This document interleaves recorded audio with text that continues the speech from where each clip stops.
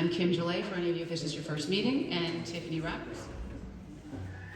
So we'd like a motion to get this meeting started. All right, second, we're good to go. The first thing we'd like to do, I hope you've had a couple minutes to take a look at the minutes from our meeting in February. We would like a motion to approve the minutes. And a second? Done. This meeting's gonna go nice. And because we have a wonderful guest speaker, we want to get to her as quickly as possible. But right now, would you like to go, Mr. Ho, and speak? I'll do whatever you want. Come. Our treasurer, Ken Ho. Thank you, Kim. I'll try to be as quick as I can. Is this a new system? Not yet, right? Not yet. Okay. So, as you can see from the slide, for the month of February, we recorded revenues of $26,000. This amount includes $7,000 from the annual appeal, Lunar New Year celebration of about $11,000, which I'll come back later. Interest income from our famous CD account of $4,000, and gala ticket sales that's ongoing about $3,700. Okay, this increase brings our year-to-date revenues to slightly above $324,000. And moving to the expense side, we spent about $60,000 in the month of February, with a large portion related to fundraising expenses, particularly for the Lunar New Year restaurant payment. The rest of the spending relates to remaining teachers' wish list items, diversity programs such as Culture Fair and Black History Month, and also in February, in conjunction with the Alumni Foundation, the PA committed $7,000 to upgrade the sound system in this very library you're in. Thank you. So if you think the sound system is good, it's going to be better when we meet in the month of May with some visual enhancement as well. So we'll leave that to the experts down the road. The other items in the very last bar of $3,479 mainly relates to our commitment to support families in financial hardships, especially the ones with economic difficulties in paying the senior due. So that brings our total net income as of February in the amount of $116,000, with a cash balance of $521,000. And real quick, just a recap of some event that happened in February. For the Lunar New Year celebration, we had another successful conclusion in February. In 2024, the event raised about $23,000, $25,000 in 2025, and I'm happy to say that in 2026, we reached a higher amount with almost $30,000 raised for the school. So a big shout out to our wonderful Lunar New Year team. Many of them are here today, so good job, and I'm sure this will be a successful story to continue on. Unfortunately, I won't be here to share this story, but I'm sure my success will give a bigger, a brighter story down the road. I'm sure. Still consult, don't worry about it. You know, my heart is broken leaving this family. And I always like to compare us with some other schools. So, the school in the Bronx, they also hosted Lunar New Year celebration this year. Speaking of which, somebody graduated from that school. And there's also another school in Lower Manhattan. They also hosted Lunar New Year. For the one that up in the Bronx, when you are in this industry long enough, you have several spies, providing you with real-time data. The one in the Bronx, they raised $7,777, down to the dollar, okay? And we have close to 30. For the one in Lower Manhattan, they barely break even, okay? So no names, but I think you know what I'm talking about, who I'm talking about. And also just a real recap for what we did last night. We took in cash of $17,000, and we also had credit card sales of about $5,000 500 after all the fees. So around 24,000. So thank you, and enjoy the rest of the meeting. Thank you.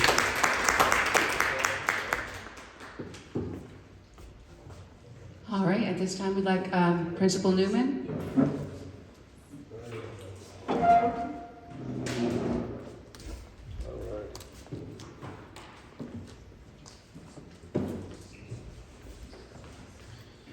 Hey, good evening, everyone. I'm going to try to move this down.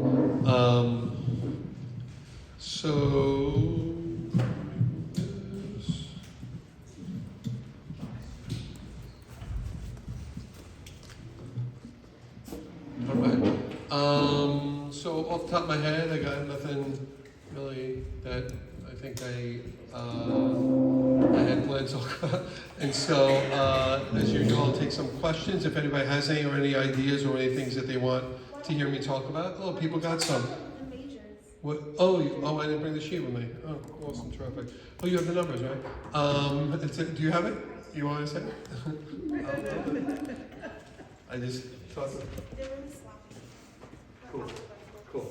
So sophomore parents and sophomore students, you'll be getting this tomorrow. You'll be finding out what major you got into. I'll just talk about a little bit about how the numbers played out. And I'll tell you. I'll go major by major, and I'll tell you the number of sections last year, the number of sections this year, so you can see. I don't know what's getting more popular, what's getting less popular, maybe. So I'll just rattle this off. Architecture major went from 2 sections to 2 sections. So once again, this is 2 sections are reflected in the current juniors will be seniors next year, last year's major selection, and then this year 2 sections as well, this year being for next year, right? Aerospace went from 4 sections to 3 sections. Biosci went from 6 to 5, chemistry 1 to 1, civil engineering from 4 to 5, electrical engineering from 2 to 3, environmental from 1 to 1, finance from 5 to 3, industrial design from 2 to 1, law and society from 4 to 5, math from 2 to 2, media from 1 to 2, robotics from 3 to 3, neuroscience from 2 to 4, pharmacy from 3 to 3, physics 1 to 1, SSR 2 to 2, software engineering from 3 to 2. Okay, so you see, some little ebbs and flows. But the thing I think I really want to talk about is that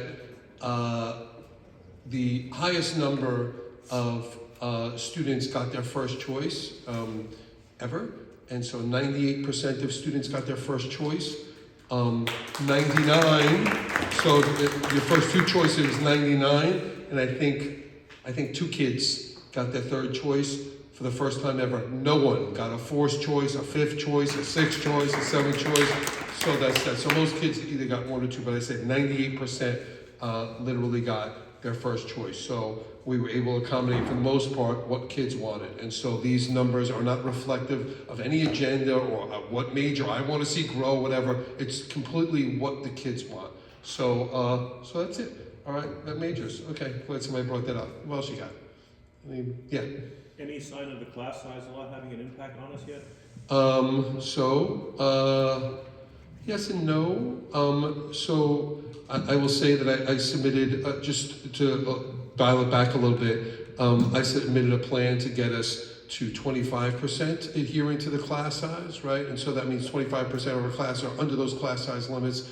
That would be 25 kids in the class. And then 40 kids for a physical education class. Those are the class size limits for high schools. So I submitted a plan, and they accepted that plan. There was a bit of financing to go with that plan, and we are currently at 25%. I do have a plan for next year to get us to 40%. And if that plan is approved, I'll probably find out in mid-April, the same time I found out last year, if that plan is approved, and then we'll be able to move to 40%. We cannot move past 40%. And to be honest with you, to get to 40% does mean a little bit of a cultural shift around here, as far as things are gonna be a little tight. And so, and that's fine, but that's really maximizing out the building, 40%, we cannot go past that. And so, and that's not even a staffing issue, we can't go past that. with the amount of space we have in the building. After that, we need space from somewhere else. So we'll see if they accept the plan and whatnot. So that's that. If they don't accept the plan, we're gonna stay at 25%, and that's it, right? And so, the idea is, there's a 5-year phase-in that already is 2 years in. And so, in a couple of years, all schools supposedly are supposed to have to be at 100%. So, we'll see. But something has to give. And, space-wise, something has to give. But to be perfectly honest, there have been, besides my plan to get to the 40%, there's been no conversations about anything above 40% or what we could do to get to 100%.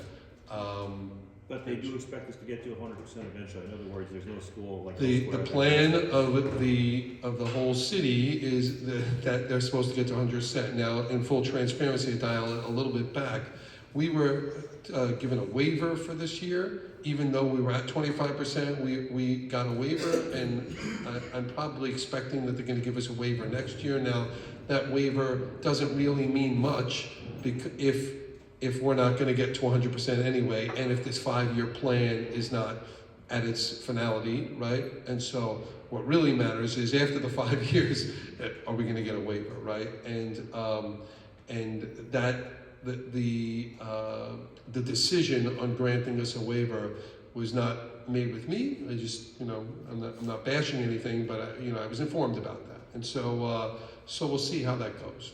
So I wish I could give you more, but I think the idea is for the larger schools that do have space issues, it's all gonna be in that 5th year, the final year. And so I'm surely ready to talk to them about that and have some ideas, but yeah, we'll see how it goes. Anybody? Yeah. Back to the major question. Yeah. So if the kids got their result tomorrow and they change their mind, they want to change one, can they submit now? Yeah, so if a student wants to change their mind, they could do that. They could do that all the way, probably through the summer, whatever.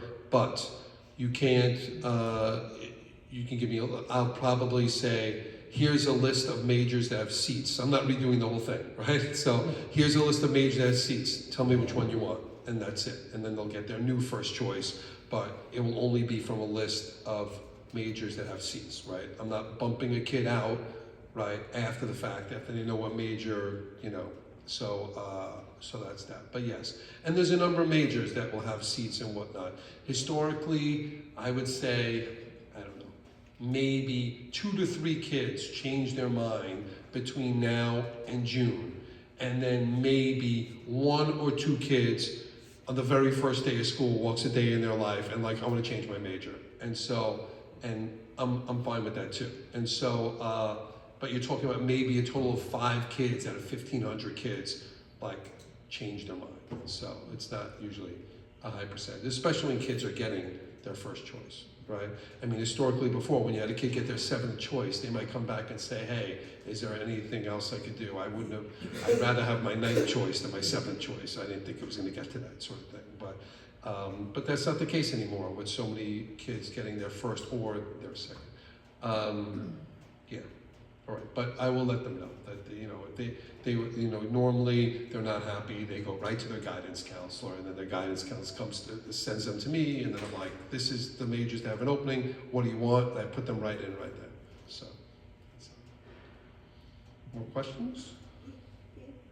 Oh yeah, hey, how are you? How did you determine the number of sections major? Depends on how many students, selection? Totally, completely, right? There is no, for me, honestly, and a shift we've made over the years, I'm not gonna say, hey, I don't have enough robotics teachers, so sorry, we can only run 3 sections.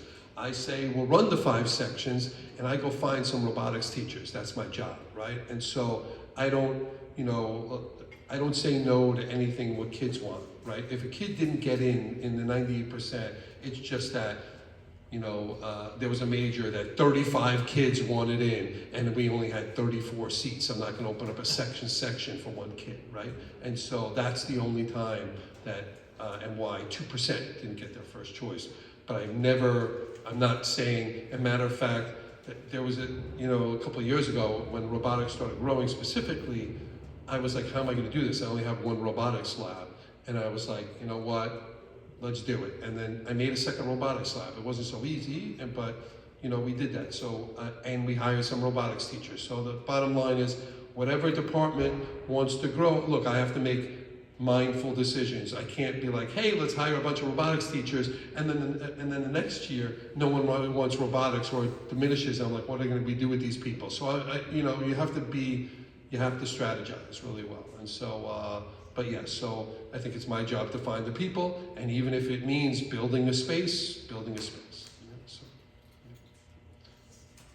yeah. Anything else? Hey. Hi. Are the majors next year going to be the same as this year? So the 18 majors that we have, the kids already selected them, right? So you mean for the current ninth graders? Current ninth graders. Things could change. You never know.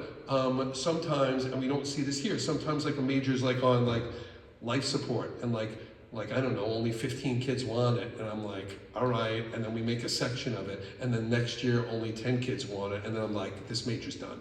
And so, and then that has happened only on one occasion since I've been principal, and it was the right thing to do. I'm not going to keep a major around if no one wants it, right? I don't feel the need, if that happens, to like automatically replace it. I have no problem going down to 17 majors or 16 majors or whatever, depending on what the kids want. And so, so I don't really know. I mean, we have some newer sort of majors in neuroscience. It's only been around 2 years, I think now. This is the second year, I think. And it just leaped up, and interestingly enough, not at the expense, you would think, like biosci, you would think that neuroscience might steal some kids, but biosci is still right up there, and neuroscience is now right up there. So you never know what's going to happen. But, that there could be teachers that get together to write proposals to make a new major, right? And so sometimes students get together with teachers, sometimes students come out with ideas, majors. So you never really know. I would say that probably most of the majors in existence, depending on the numbers that you just saw, no one's really on life support. Everybody's good, and all the majors are okay, and we might run those, but you never know. Maybe somebody will come up with a proposal and we'll have 19 majors. You never know. So I can't guarantee. I could more guarantee that they'll all be there. I can't as much guarantee that a new major won't pop up. You do have 19 majors, because if not, I did something wrong with the. Oh, maybe I do. Yeah, all right. Maybe that neuroscience. Well, Neuroscience is 19. 19. Yeah, all right. I believe you. All right, 19 majors. All right, so maybe we'll have 20. Or maybe we'll just kill one and get back down to 18. I like that. Odd numbers are just like this bad voodoo and mojo with the odd numbers. Yeah, anyway. Okay. Any other questions? All right. Oh, All right, it's a frivolous question. yeah. So tomorrow, the COSA is having a Comic-Con for the kids. Yeah. Are the kids who are wearing costume allowed to wear makeup? Are the kids who wear costume allowed to If they wear? have to be a blue Yes. person, can they come to school blue? That I don't really mind. I think that's fine. I think the idea is one, you want to be able to. Wait, what's happening right now? Is that a thumbs up? Oh, okay. I thought you'd be like before you. Okay. I thought you were about to stop me before I said something that you didn't agree with, which she very well can do. Yeah, as long as they're not wearing a mask that can't identify you or anything like that, or something that we might perceive is dangerous in some ways, or like a mask that you can't breathe that well, but masks are not really good either. Or anything that is offensive whatsoever. And of course, your attire, and I'm not talking about makeup here, your attire has to adhere to our dress code. It could be a costume, but that costume still has to adhere to our dress code, right? So, yeah, but that makeup is completely fine. Yeah. Anything else? PSATs. PSAT, yeah. PSAT, is a half-day class, right? Students need to go to take a half-day class. after they finish, they have, there's some parents say the teacher told the kids they will go. I sent out an email to this effect, and I had a very cryptic sentence in there. I want you to read through it. Your attendance will be taken during the exam, so you'll be marked present for the day. If you don't go to the rest of your classes, you are present for the day. Now, if you feel that you just don't want to miss out on the class and you love going to class, God bless you, go to that class. So they teaching the That's all I was gonna say. Sure, Good as I possible guess. in class. Go if you want to go, right? But you are marked present for the day from attending the exam. Now, what I would not like you to do is, if you for some reason do not take the exam and then you decide not to go to class also, like that, then you are marked absent for the day, and that's that. But I surely would prefer that. But it is your option, right? If you, there's no one going to tell you you can't go to class that day. I would never want to deny anybody an education. Actually, the kid told the parents about that. The parent doesn't trust, so that's why. Oh. Yeah, I think so. I think, I don't know. It was a bit vague purposely in my email, but it does reiterate that your attendance is taken during the exam, and so that's that. I even said if you go to the class, your attendance is taken during the exam. So yeah, if that sort of makes sense. So yeah, especially for the juniors. Like, I'm not diminishing anything about the PSAT, but the juniors, that's very high stake exam. So I need to focus. Yeah. Anything else?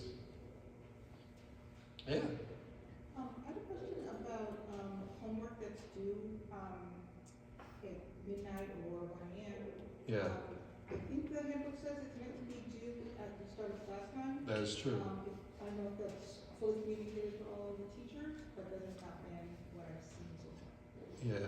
So the homework cannot be due at midnight, right? Homework has to be due in the minimum 24 hours later. They get the homework in class. It's due, the next day when they see them in class. Now, I will say this. In Google Classroom, the default, when you put in a day for the homework to be due, the default, for some reason, is 11:59, right?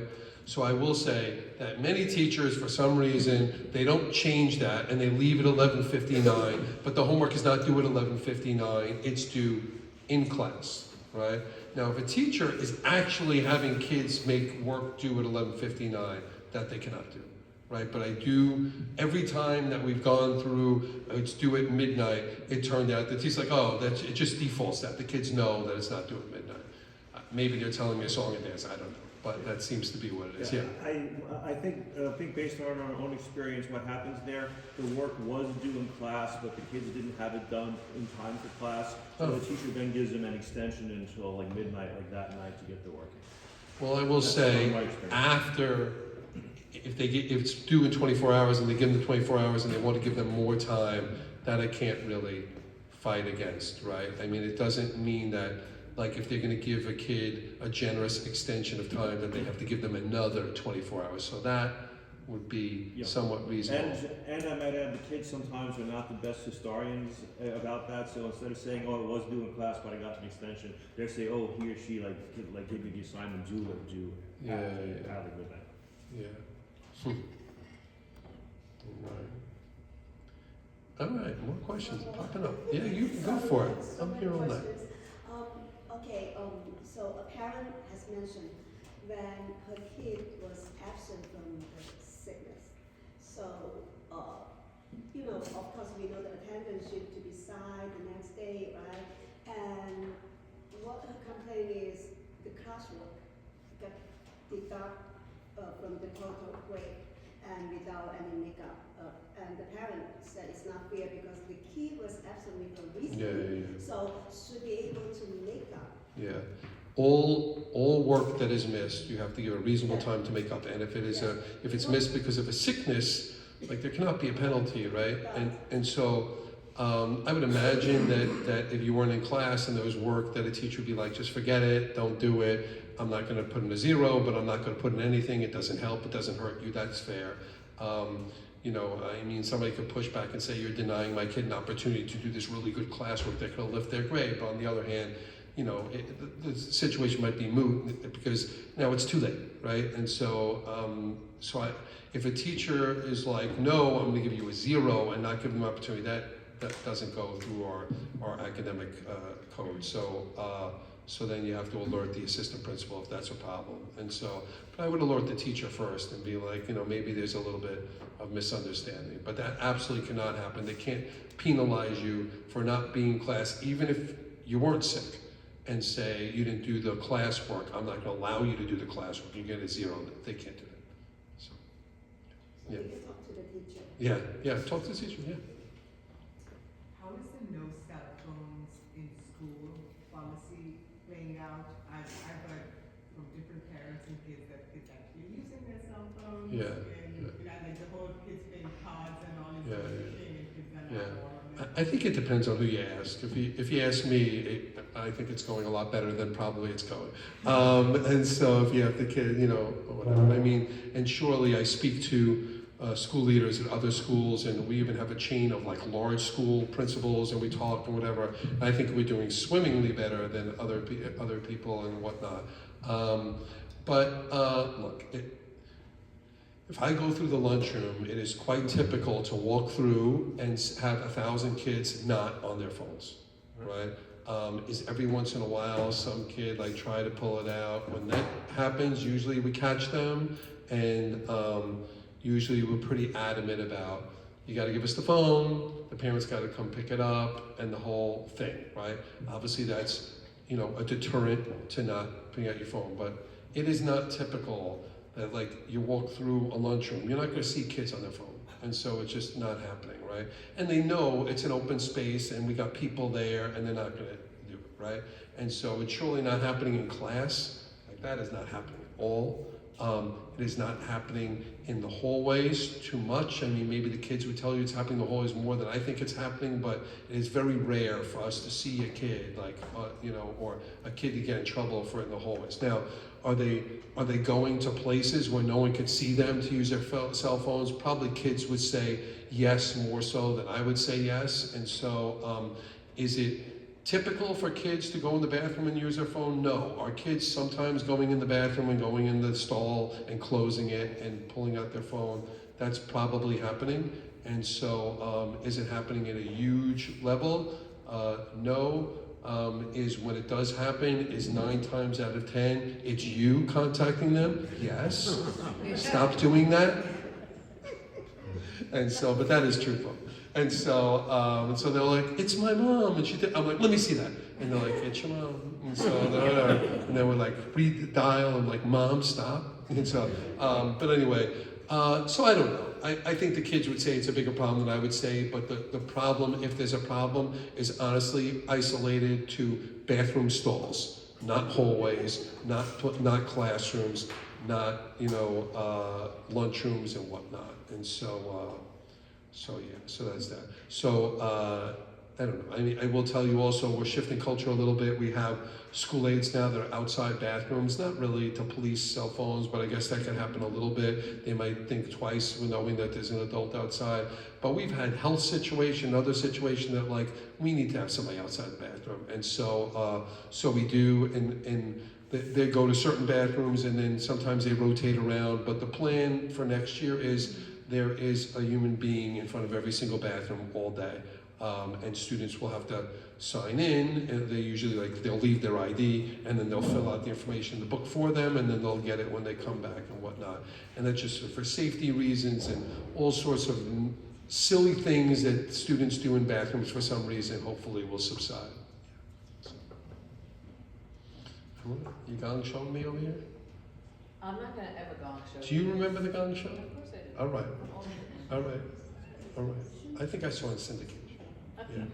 He was a CIA spy or something. I know, it's Anyway. crazy. All right. Anyway, so anything else? We're good? All right. Thanks, everyone. Nice to see you all. All right. You're welcome. I'm not on the agenda, but I have a couple things. The parent-teacher conferences are April 16th and 17th. They'll get notices about how to sign up about 2 weeks before on a Thursday, not a Friday, because it's Sabbath, and I've gotten yelled at a couple times about that. Omni cards Does everybody know where their kid's Omni card is? Okay. Kids cannot just have their Omni cards floating around in their pockets.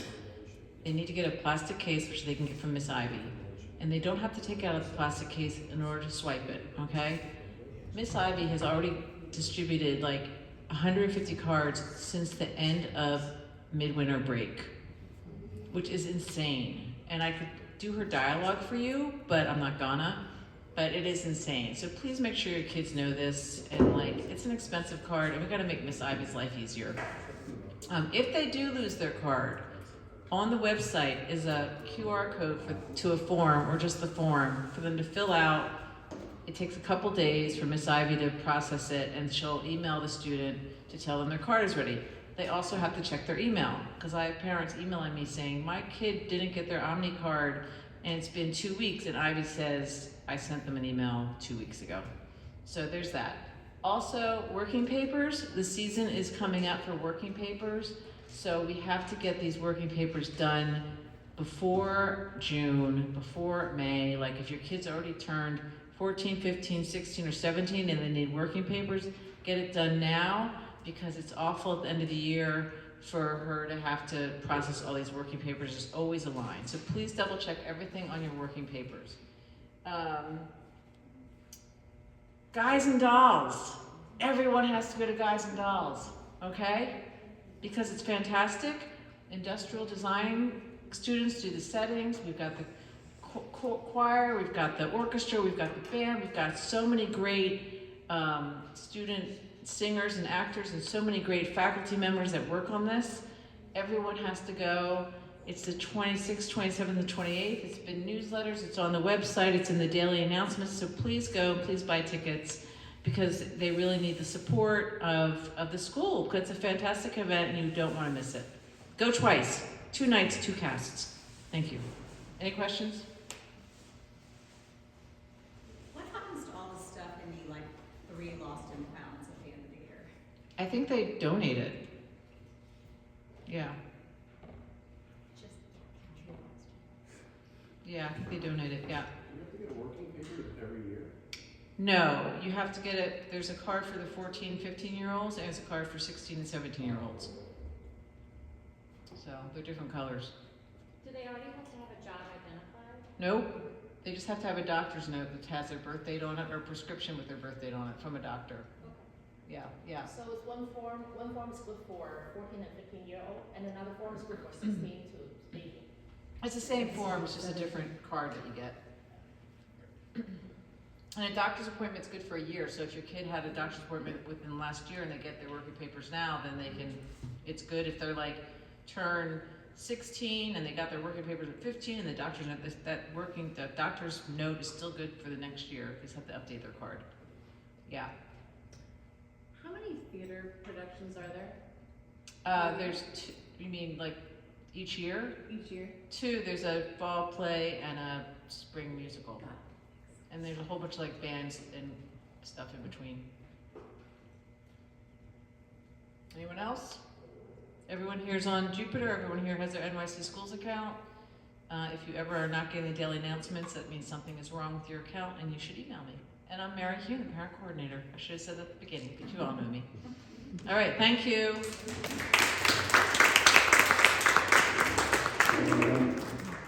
Eat cookies. There's brownies too. I promised 2 minutes and we will get to our guest speaker. But at this time, I would love to invite our fundraising team to come talk about our next big event. I hope it's as good as Lunar New Year. It's going to be hard to be any better for sure. But we are hopeful that you'll all buy tickets and come on up.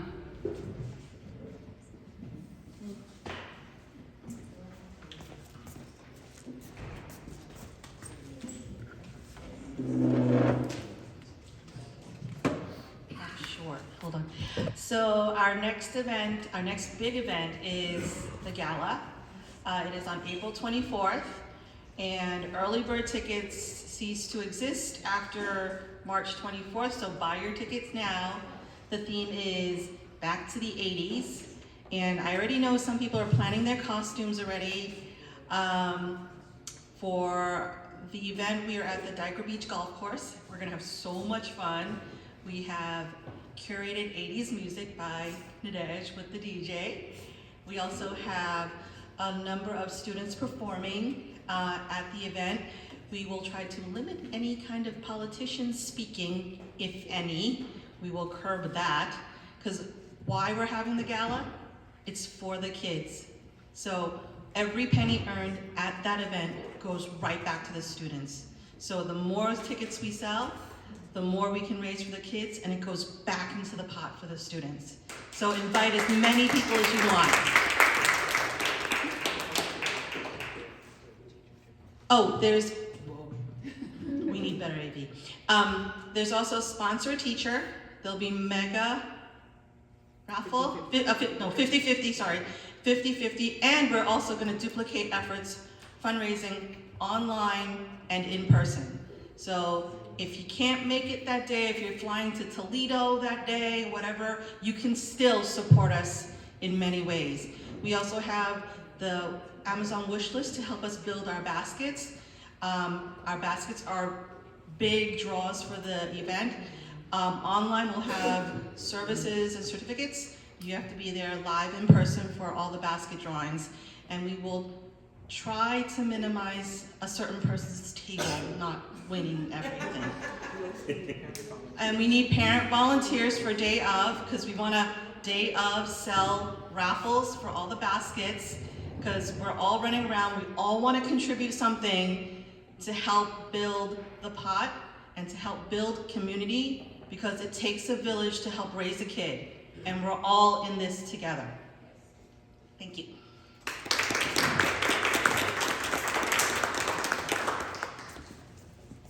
Thanks, guys. Okay, and now we want to welcome Mr. K, the AP of Guidance.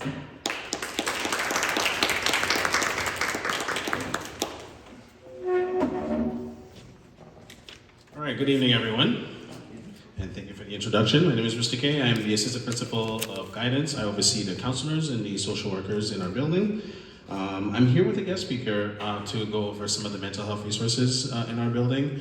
But I want to preface that by acknowledging the email that all of you received this evening about the passing of one of our beloved teachers, Mr. Maley. From the Social Studies Department. It hit us really hard. I'm not going to sugarcoat it.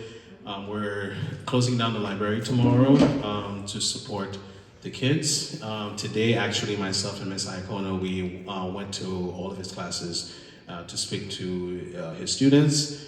Prior to midwinter recess, he actually spoke to all his kids and told them exactly what was happening. He was very transparent with them about what is happening with him. We just were not prepared that it was going to be this sudden.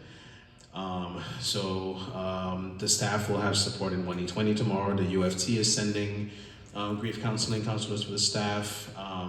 Butters will be there also to support the staff. And I'm in a group chat with other APGs from other big schools in the city. They're willing to send us counselors as well. So just to make sure tomorrow everyone is supported. One of the supports that we have in the building actually is the Teen Choice Program, which has been in our building for a few years. They're located in the basement part of Children's Village. And today we have the director, who I'm going to introduce, Yohedis Lang, who's been working with the Teen Choice Program for over 4 years now and currently serves as the director of Teen Choice. She holds a master's degree in community health education and is passionate about supporting youth and promoting healthy decision making.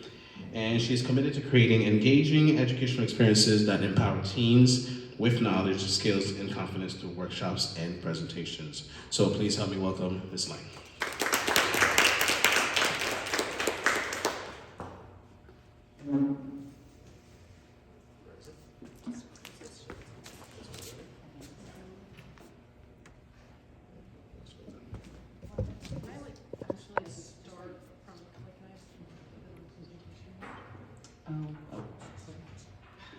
It hasn't been on presentation.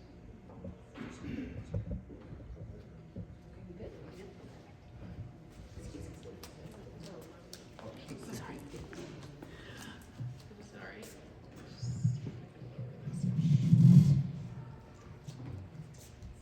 All right, thank you so much, Mr. K. Good evening. Thank you for having me. Again, my name is Ms. Lang. I'm the director of the Teen Choice program, and I'm just going to give a little overview of what Teen Choice offers to all the students in the building.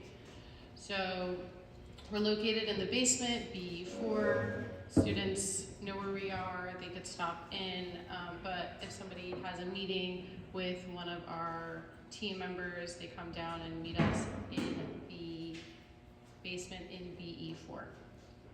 So a little bit about Teen Choice. We're a community-based organization located inside Brooklyn Tech. We're dedicated to supporting students socially, emotionally, and academically. We work in collaboration with the school social workers and guidance counselors as a part of the school support team for student success. We really offer them additional support to help them out. And our team also includes master level social worker interns who provide individual and group counseling to students. So our mission is emotional wellness and academic success. They go hand in hand. Therefore, we help students build confidence and resilience. We support emotional well-being so students can focus on academics. We practice leadership skills, and we encourage students to help them prepare for college and for future careers. So who actually provides the counseling for the students is every year we have master level social work interns. They meet privately with students each week. They're supervised by a licensed clinician, and there's an on-site coordinator who has been operating the program at Teen Choice for over, at Brooklyn Tech for over 7 years. So the counseling process, so a student is referred to Teen Choice, usually by their guidance counselor or their parent. Then the social work intern meets with the student, starting with goal setting and building rapport. Then we try to support the student's need. The student meet weekly and learn strategies to support their academic success. And then the social worker and the students are going to regularly assess their progress and track achievements to make helpful adjustments to what is the best way we could support the student. So how counseling supports academic growth. So counseling is really a good tool, like tutoring, but for the emotional skills. So the weekly sessions address stress management, time management, goal setting, communication skills, coping strategies. Is really geared to help the student out so that they could, be in the best mental state so that they could focus on their academics. So who and how we offer support. So all students seeking any support at Brooklyn Tech is welcome to have our support. So students seeking consistent support through either a referral or occasionally a student experiencing a crisis. Counseling does not mean that something is wrong. It's a proactive and supportive space for growth and reflection and skill building. Many high achieving and capable students benefit from that extra support, and the counseling helps them manage their responsibilities in a healthy and balanced way.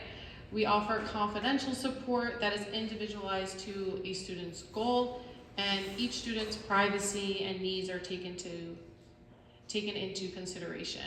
So what do I mean by confidential and safe support? Conversations between the students and the counselors are private. Information is not shared with teachers or peers. The sessions are not part of the student's academic record.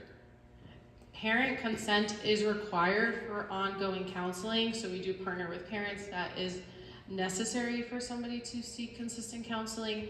We encourage all of our students to communicate with their families, and when appropriate, we collaborate with parents to support students' goals.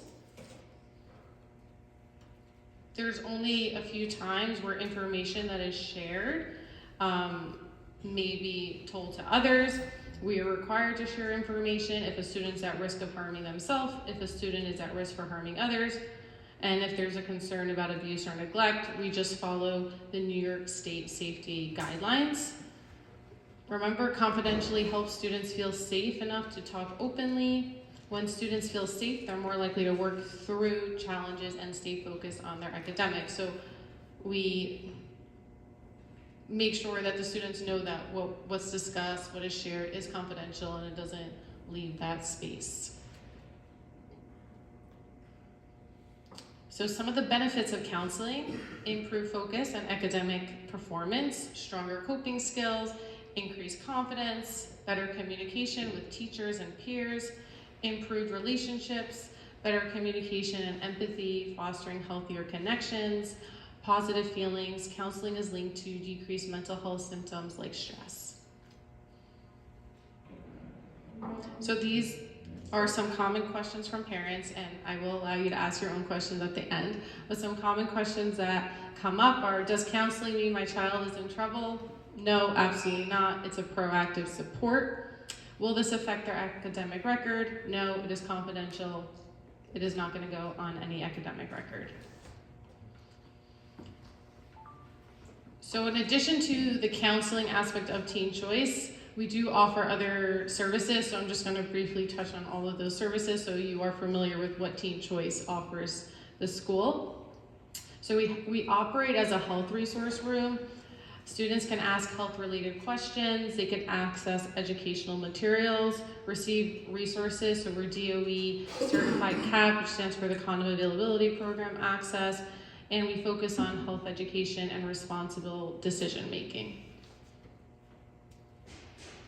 Other support is we assist students with SYEP applications and part-time employment. We assist students with internship applications. We inform and assist students with scholarship applications. So if we hear of a good opportunity, we'll try to promote it to students. Students would come in and say, I need some help with this application, and we'll work with them and help them fill out that application or prepare them for an interview. We also have a peer leader program, which is a paid internship program. Students learn about leadership and encourage peer modeling behavior. The students assist with office decorating and school-wide awareness events. So sometimes like World Kindness Day, mental health awareness, anti-bullying. The peer leaders put on they have an awareness tabling event. Usually during their lunch period, they'll go in the lunchroom and promote that event and information to other students. The students receive a reference letter that can be used for college and job applications, and students are involved in their community and earn community service hours. Currently, we have 4 peer leaders at Brooklyn Tech. I know that it's going to be advertised in the next couple of days, and April 15 will be the deadline for next year peer leaders, and a lot of our peer leaders are graduating, so the students could be on the lookout for that.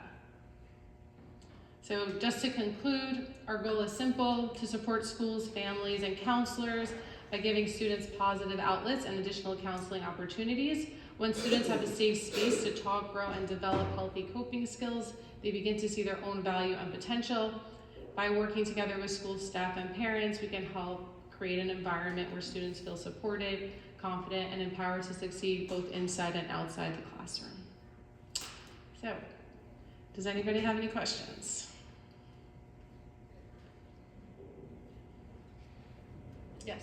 I do have a positive statement to say about Teen Choice, because my girlfriend's daughter went through a lot of illnesses one year, and she's an overachiever. She felt so much stress because of her older sister being here.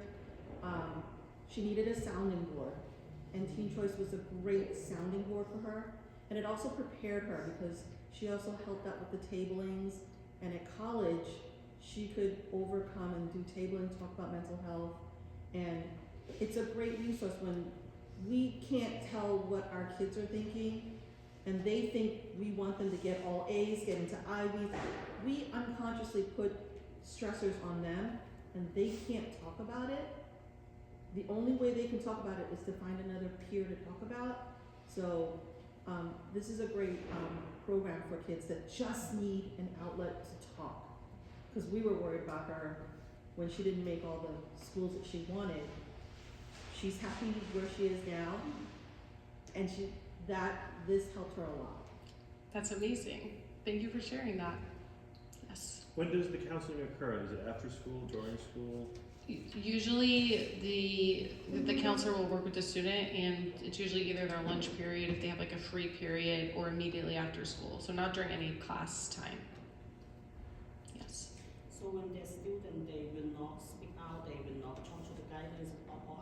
help, but the parents realize something wrong with the student. So how the parents can get the follow to, to see the psychology or something like that? We can't force a student to show up to counseling, but we could encourage them. So we take the first few sessions to kind of get the student comfortable. Sometimes because we're not really a part of Brooklyn Tech itself, like directly like the guidance counselors, and we are a CBO. If you come into our space, it's like a very warm space. It's decorated. There's beanbag chairs. It's very comfortable. So some students feel more comfortable talking to one of our counselors. If a parent wants a student to sign up, they could fill out the application and the permission slip and tell your child, hey, I think you could benefit. And look, I signed you up. If they actually show up to their appointments, we can't force them, but we do everything in our power to get them. So we'll say, when does it work? Does it work on this day? When do you have a free period? If it's the first period of the day, if it's right after, we try to get them to come. Can the parents just request, like, do the guidance and ask, can you guys make up like a group meeting? Because like some of the kids, they don't want to be like targeted, so they maybe like them that if you make up the group meeting, that will be make the kid like more comfortable to join the session. Can we do that? So a parent can maybe have a group meeting with the guidance team. Mr. K would know more about that. And then if you specifically want the guidance team to refer the student to us, that absolutely can happen. So all the guidance counselors know how to refer a student to us. So if you set up the meeting with the school's guidance team, then yes. Yes. How long have you been at Brooklyn Tech and how is this advertised? Like, I know you said through guidance, is that the only way if a parent wants to recommend a student? Is there like a flyer or anything? So, yeah, so we've been here for over 7 years. I'm not sure exactly how many years, definitely more than 7, that I could confidently say. We have flyers around the school. All the guidance counselors know to let the students know. Students themselves could walk into the office during the day, and our site coordinator is there, even on the days where our social work interns are not. And they could come in and find out more information and seek resources other than the counseling that we offer. The other ways that Brooklyn Tech promotes it out to students, I mean, besides for like it's physically hung up and things like that, because we do the lunch programs, so if there's like we usually do like a welcome back to school event in the beginning of the year. So the peer leaders and the social work interns and the site coordinator, they go and we have like a tabling during all the lunch periods. And then we'll pass out flyers and try to promote it to the students as well. So the students, can they self-set up or has to be with the So a student could come into the office and say, I want to see counseling. And we would say, great, here's the parent consent form. And they have to have that parental consent, but they don't need, like the parent doesn't need to contact us first. The students can walk in and request it themselves. Yes. Hi, is the information shared with you from the students 100% confidential, or is it shared with the guidance counselor or school staff as well? It's 100% confidential. Yes. What is the criteria for the student leaders or the peer leaders? They're available for 5 hours a week to help us out in our office. They have to be available to do community service about once a month. They have to, be in good standing and be a good role model and a peer leader, a peer mentor, and like we run in our interview process. We're looking for students that want to be a mentor for other peers and encourage positive behavior within their peers. Of course. Any other questions? Yes. Can students just walk in if they have like big emotions about something when they're... Absolutely. So that would be considered like a crisis case. So if somebody walks into our office and they're clearly in a crisis, we're never gonna turn them down and say, well, actually, we can't talk to you, you need a parent consent. If it continues after that, that's when we will ask them for a parental consent. Our goal then is just to get them back to baseline and make sure they're okay. Yes. Can you remind us which room you're in, and are you able to share the parent consent with us that we can distribute to parents if they're interested?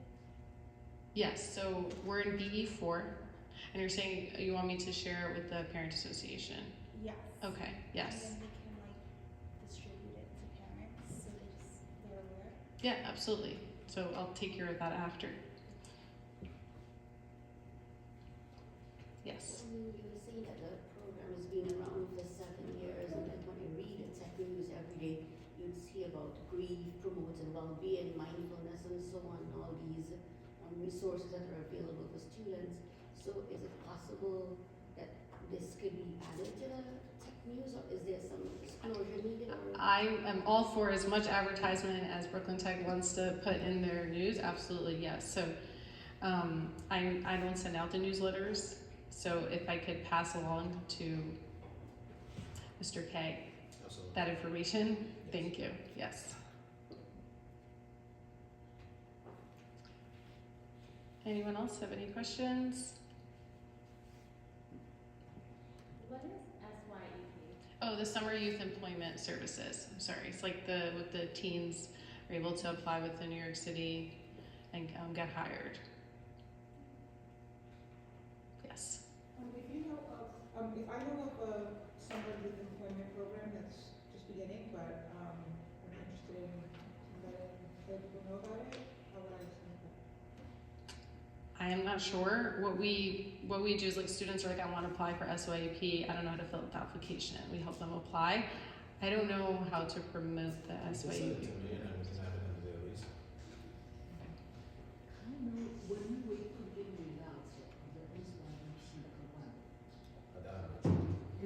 The city organizes that. Yeah. It's not our school, the city organizes it. Yeah, it's not for a while. How could we reach you? Because it sounds very interesting, and how could students access you? Because I need to post this information to the parents. Oh, you want my email address?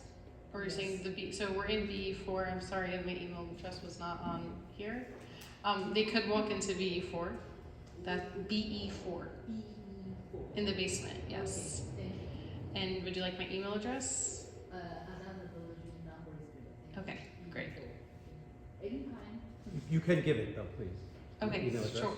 YLANG@childrensvillage.org. Does Children's Village have a website? Yes, And the same one, just Google Children's Village? childrensvillage.org.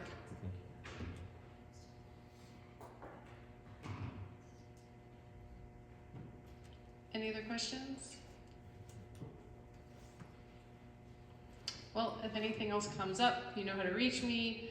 Mr. K always knows how to reach our office and reach our staff. Thank you so much for having me here tonight.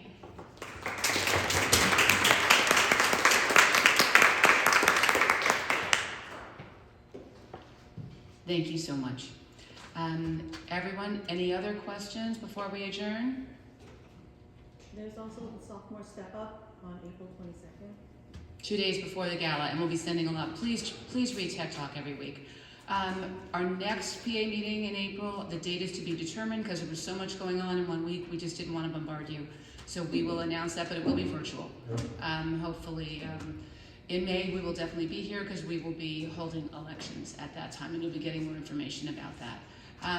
Thank you all so much for coming. Could I get a motion to adjourn? Second. Good night, everyone. Please get home safely.